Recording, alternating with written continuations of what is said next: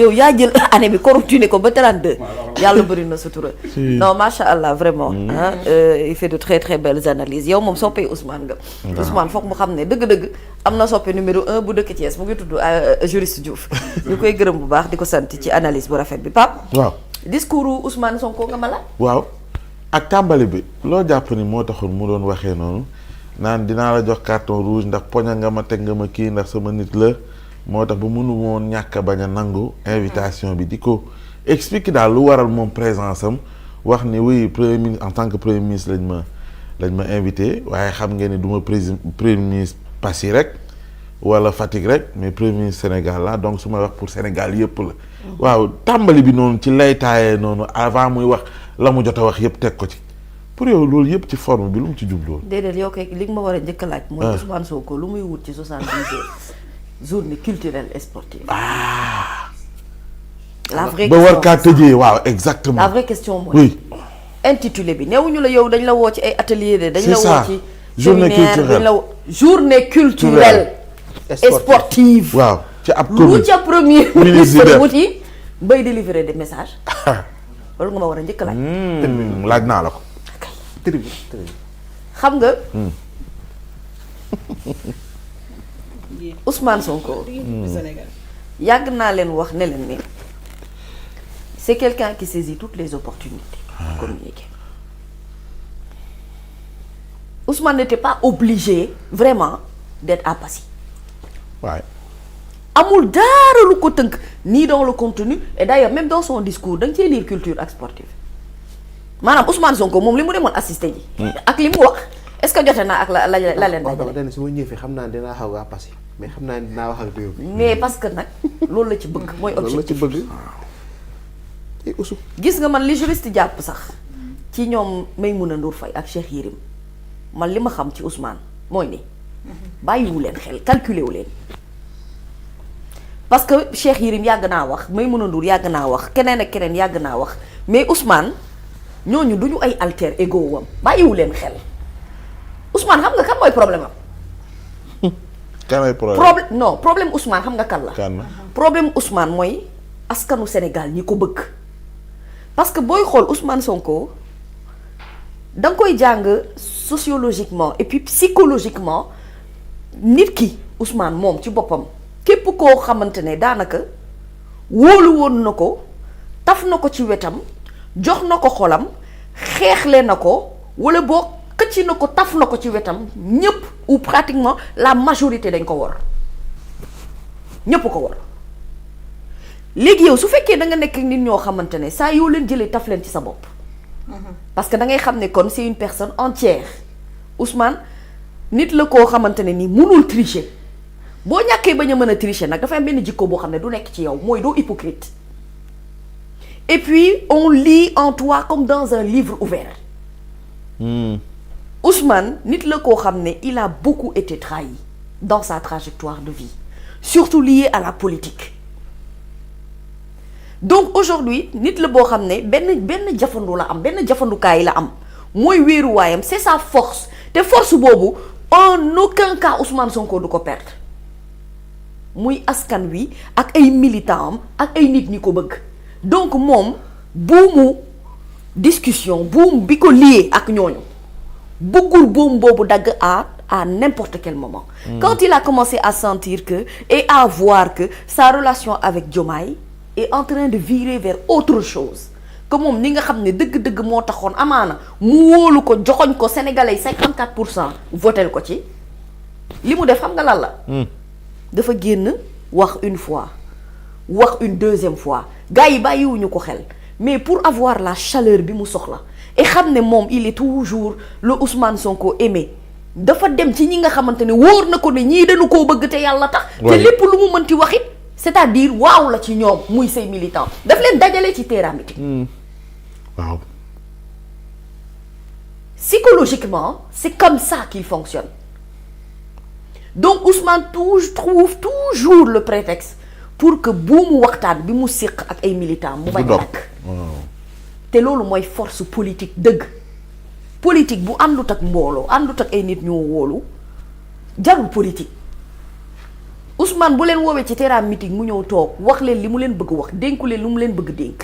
ñooñu wan ko mbëggeel ak cofeel gi nekk ci moom journée martyre yi mu dem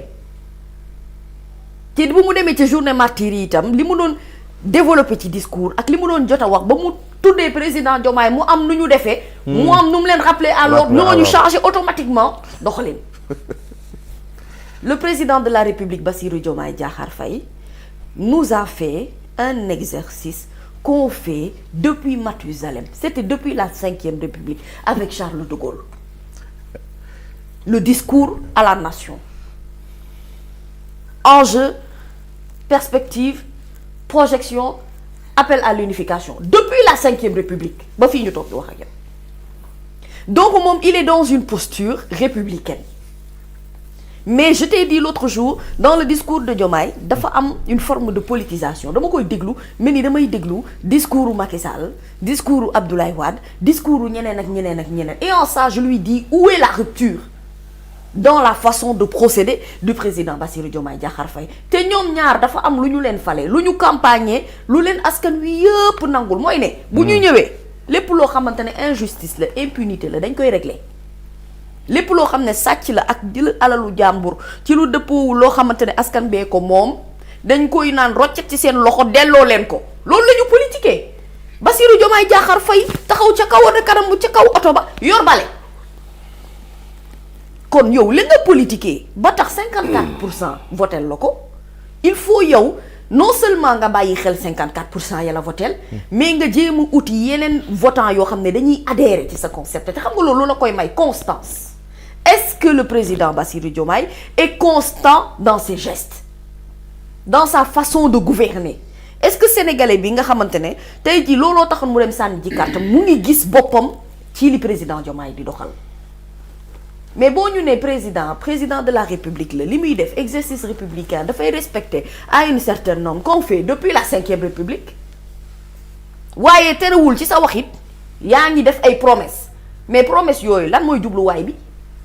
Promesse bi kay jubluwaay bi mooy nga fexe ba yow am ñeneen ñoo xamante ne dinañu adhérer ci say mbir ndax nee nañu président Macky Sall kat moom am na fi bilan matériel bilan immatériel moo ko fi dëj. Toi tu continues à ce que ngay jéem a wut li nga xamante ne moom mooy bilan matériel boobu donte Sénégal yitte woon na ko nag. Parce que dañu ne on veut que notre pays se développe. Dans plusieurs secteurs, que ça soit infrastructure, que ça soit muy secteur santé, que mu jëm ci wàllum éducation. Mais loolu c'est un fait pour man loo xamante ne c'est dans l'exercice normal de la chose amul particularité bi mooy boo defee discours à la nation voilé de manière politique premier ministre Ousmane Sonko mi nga xamante ne moo yor casquette te nekk mooy chef caporal parti Pastef kooku bu defee politique ci am ndajewum 72 heures journée culturelle et sportive mooy ne yow la bëgg a tontu amul problème ak ñeneen yow la bëgg a waxal beneen bi mooy dafa bëgg leeral ñi ko bëgg ne ko man Ousmane Sonko fa ma nekkoon démb ak bërki démb maa nga fa ba tey je suis le même constant li ma ñor ba ñor ma mooy ma fexe ba man li ma leen diggee woon ma mën ko respecter président de la République Bassirou Diomaye dafa jox cër Ousmane Sonko tudd ko ci discours am moom Ousmane Sonko mu delloo ko cër bi ci waxtaan bi mu doon waxtaan ak waa Passy. Et d'ailleurs daf ko sax conforter le président de la République par rapport ak yenn promesse yi nga xamante ne def nañ ko à la nation mu ne njiitu réew mi sax wax na ko ci discours am par rapport ak telle ou telle autre réalisation mais dans tout le discours de Ousmane Sonko est-ce que dafa am lu changé par rapport ak li mu daan wax rien n'a changé par rapport ak li mu daan wax boo xoolee dëgg-dëgg contenu discours bi maanaam en terme de moom ni mu bëgg réew mi di doxee lii gëm-gëmam lii constance am changé wul de xam nga lan moo changé. lu changé. li changé ci discours Ousmane mooy day fàttali njiitu réew mi ne ko naam man maa la joxoñ naam dañu la fal mais bul fàtte ne yow li ngay def nii yépp bu ëllëgee da nga koy layoog suñu borom. ndax nee nañ la maire ba nekk ci sa koñ nga tabb ko yow muy sa maire. yow mii dëkk ci biir gox ba lépp loo xamante ne ni maanaam danga koo dund ci sa biir gox te moom responsabilité maire bi la bi ko waroon a def te defu ko ndagam koo koy layoog suñu borom massama ak président de la République nga war a layoog 18 millions de Sénégalais. coono ngi lay fàttali baleem bi. waaw ndaxte bale bii. koo ngeen àndal. ba mu ko tegee. koo ngeen defal. xaw ma da koo wéer xaw ma da koo suspendre fenn ci ay bureau mais boobu la ñu commencé seetlu ay jafe-jafe ba tey le président de la République dans son discours nous dit oui commission ad hoc yi nga xamante ne ils étaient chargés des assises de la justice ak li jëm ci wàllum assises politiques yi dinañu ma jox li nga xam ne moom mooy seen ay conclusions pour que ñu dem dans le sens d'une refondation. Refondation. lu muy refonder. paix justice équité jubal jubbanti tu sais mooy ne il ne faut pas qu'il verse dans le sens d'un président de la République boo xam ne il est éloquent dans les paroles et très lent dans les actions Diomaye joxeem dafa lent te Ousmane amul jotu sax à la limite di jël en considération yenn ci ay lenteur parce que moom son problème mooy dafa am lu mu diggee ak askan wi te Ousmane daf lay wan ni bëgg-bëggam ak li nga xamante ne moom moo nekk ci moom mooy ne loolu qu'on y aille et très très vite mais dans ce pays là on a lancé une reddition des comptes boo xamante ne c'est une montagne qui a accouché d'une souris et c'est ça la vérité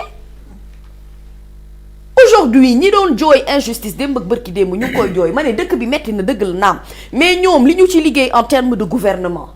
ils ont fait un travail extraordinaire avec la réduction des prix te Ousmane jël na ba jël en compte ñi nga xam ne moom mooy les agriculteurs parce que dernièrement c'est la dernière couche bi nga xamante ne ñoom ñoo commencé woon di ñaxtu un peu ñoom Bassirou Ba mu lay profiter ci occasion boobu naan leen kon am na lu ñu ci war a corriger waat mais man li may jàngat au-delà de tout cela mooy ni Ousmane bëgg na de te li mu bëgg da koo jaral mais il n'a pas tous les moyens pour pouvoir le faire quand le président Bassirou Diomaye Diakhar Faye bu muy def discours am convoqué presse bi yow mii ci nga bokkoon ci benn tour beneen bi Ndeye Arame Touré dem lu tax defaatu ko format boobu lu tax parce que bu ko defaatee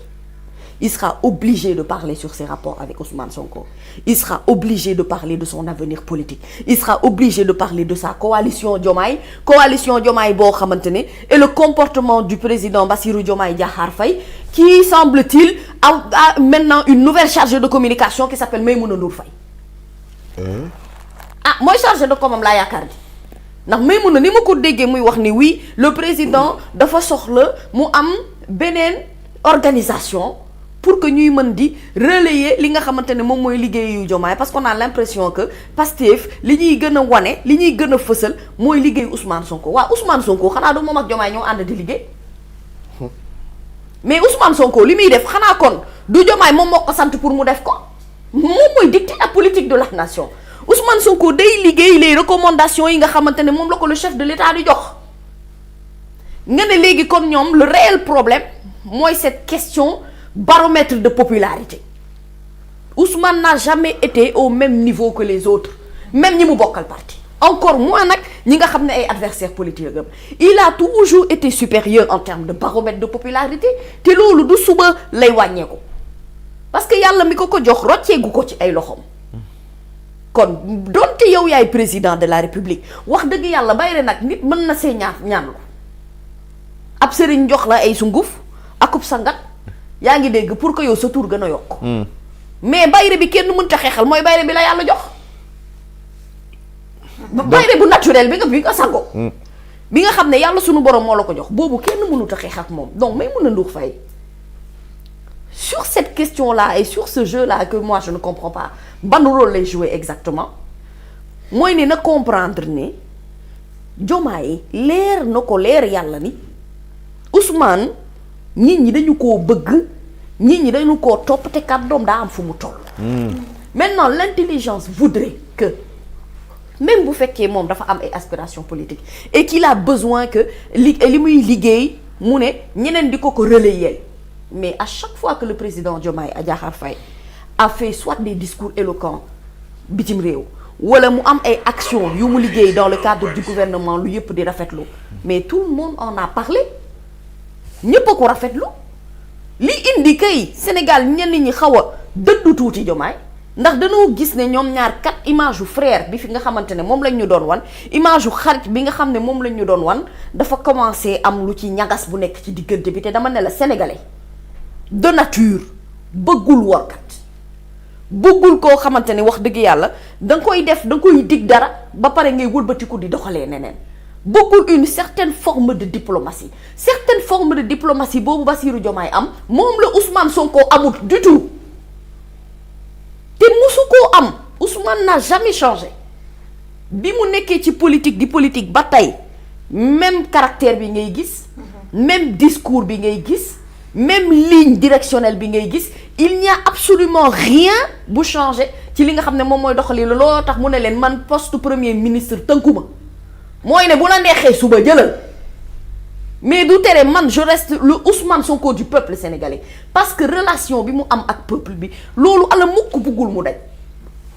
te lii tax muy ñàkk bañ a dañ mooy ne moom mu continuer di sampu ci li nga xamante ne loolu la mbasa nekk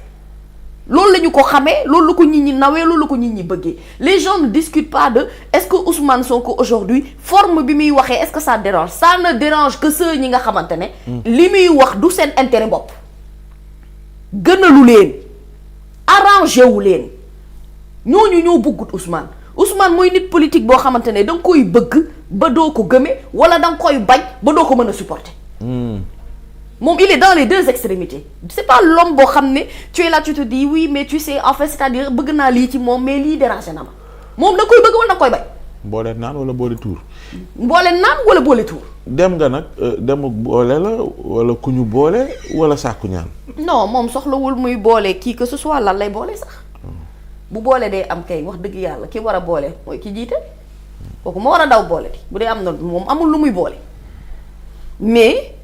c'est quelqu'un boo xamante ne dañoo yàgg yàq deram aussi avant sax muy falu naan wii c'est nit la boo xamante ne joxul cër sunu kilifa diine yi xam nga ndeysaan moom taxé nañ ko fi de rebelle taxé nañ ko fi de presque terroriste salafiste terroriste yaa ngi dégg ne ñi muy àndal dañu def ay cocktail molotov force occulte naan danoo bokk ci ay force occulte ay force spéciale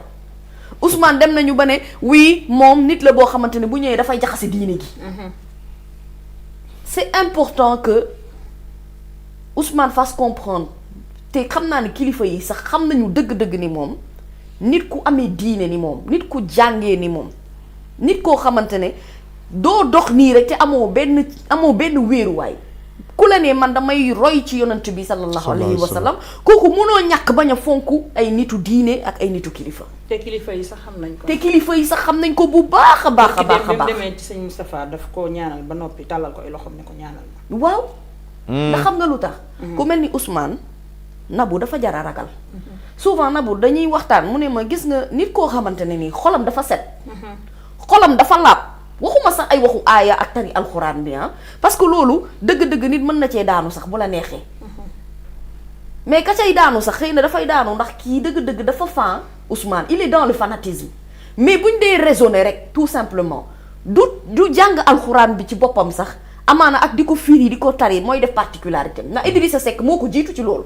te terewul bi ko nit ñi waree wàcc dañ ko wàcc mais xam nga problème bi lan la mooy nga dëggul ci sa biir xol mooy li nga yéene ci sa biir xol mooy yow ni nga mel ni nga jikkowoo Ousmane nit la koo xamante ni yéenewul doomu aadama safaan ba ci ki koy def safaan sax moom jàmm la ko yéene te itam nit la koo xam ne du yëkkati boppam day préférer yëkkati ñeneen ñi mu nekk looloo tax suñu borom di yokk martabaam beneen bi mooy bu diine jiitoo ci sa xol foi jiitu ci sa xol Pape Ousmane ñépp dañu lay jox cër boo xamante ne même yow boo ko sàkkuwul suñu borom moo koy def ci yow moom soxlawul di boole kii que ce soit ndax bu dee xeex moo leen dàq xeex aller retour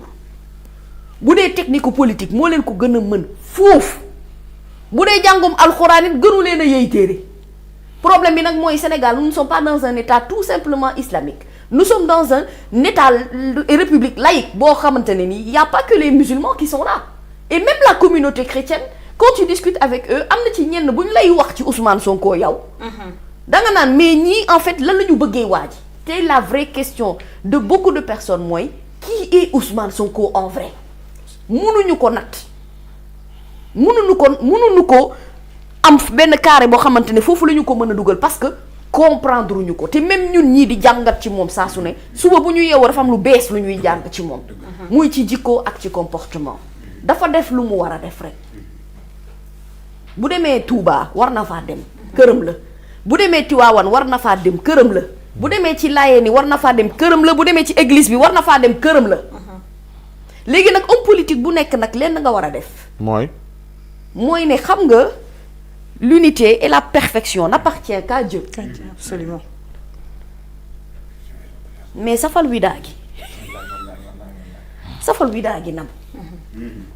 loolu mbiri doomu aadama la donc aujourd'hui man safal widaa gi sax day dëppook say wax. say wax. say wax dëppook say jëf. voilà safal widaa man dama bëggul sax Diomaye jàpp ne